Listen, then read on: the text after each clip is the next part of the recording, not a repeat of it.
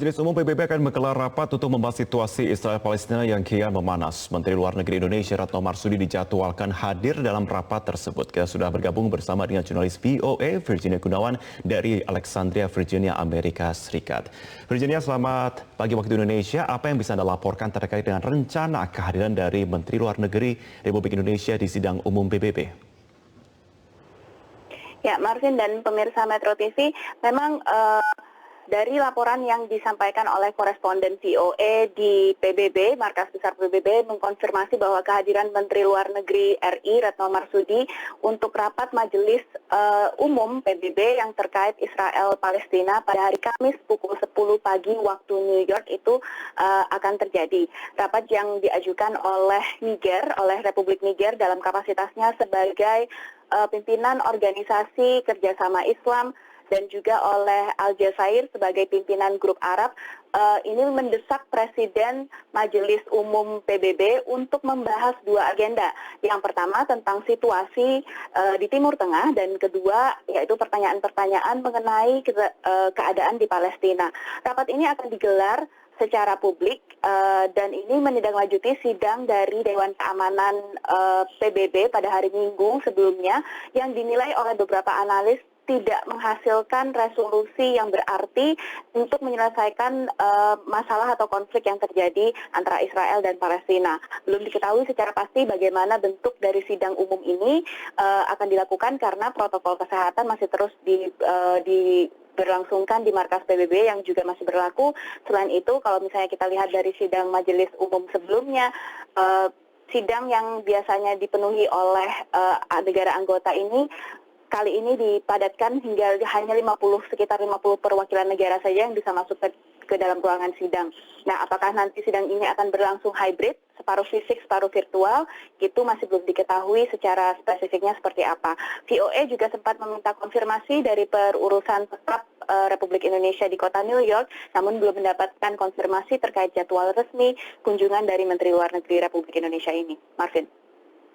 Virginia, kita berbicara mengenai urgensi. Apa pentingnya kehadiran Indonesia dalam sidang umum PBB ini? Ya, memang tentunya ini akan sangat menunjukkan posisi Indonesia itu dalam keseriusannya untuk menunjukkan bagaimana peran aktif dan mendorong penyelesaian krisis terkait Israel dan Hamas lewat mekanisme sidang umum Persatuan Bangsa-Bangsa.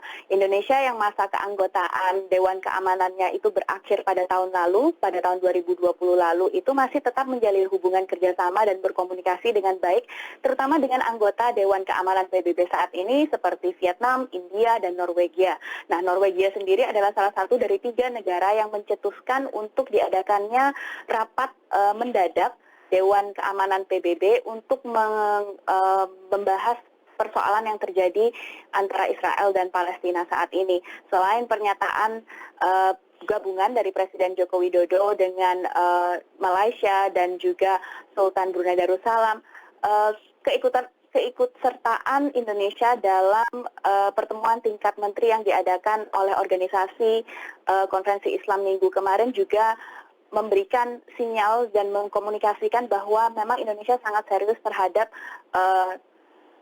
untuk mengurus Israel dan Palestina ini, apalagi dalam kondisi COVID saat ini dan Menteri Luar Negerinya repot-repot untuk datang ke Amerika Serikat dan ikut sidang. Belum tentu juga nanti ia akan bisa hadir secara langsung di dalam gedung sidang, namun hal itu akan menunjukkan keseriusan itu. Jelas ini memberikan sinyal pentingnya isu bagi pemerintah Indonesia, namun perlu dipertimbangkan juga tarik ulur dan kekuatan negosiasi tiap negara itu kan berbeda-beda ya. Langkah untuk bersekutu ini jadi salah satu cara untuk memperkuat tekanan kolektif yang diberikan kepada negara-negara lain. Marvin.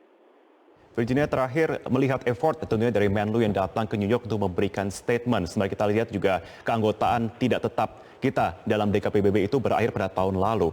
Statement diplomasi yang disampaikan oleh Menlu ini apakah kiranya bisa berdampak untuk membangkitkan simpati dan empati warga ataupun negara lain untuk bisa membahas secara serius dari permasalahan Israel-Palestina ini?